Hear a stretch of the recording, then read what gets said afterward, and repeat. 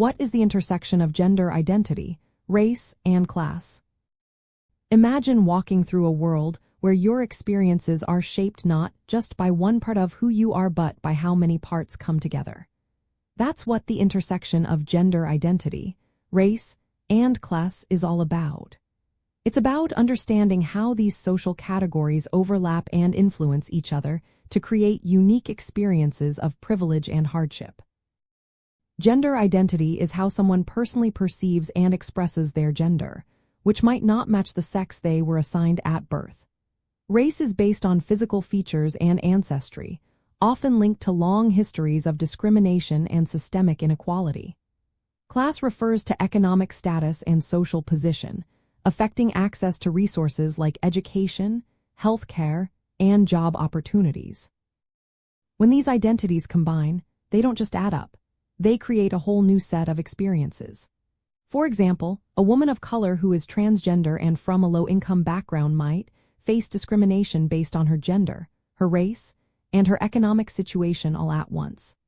She might struggle to find health care that respects her gender identity, face barriers in finding stable work, and experience social rejection because of her racial background. This layered discrimination isn't fully understood if we look at gender, race, or class separately. It's important to see how these factors work together to produce specific challenges. Feminist thought has helped develop this idea, especially by criticizing mainstream feminism that often centered on the experiences of white, middle-class women. It shows that women's culture and heritage are diverse and shaped by multiple social factors. Recognizing this intersection helps create better policies and social movements. It pushes us to see how racism, sexism, and economic inequality work together to affect women's lives. It reminds us that addressing one form of inequality alone isn't enough.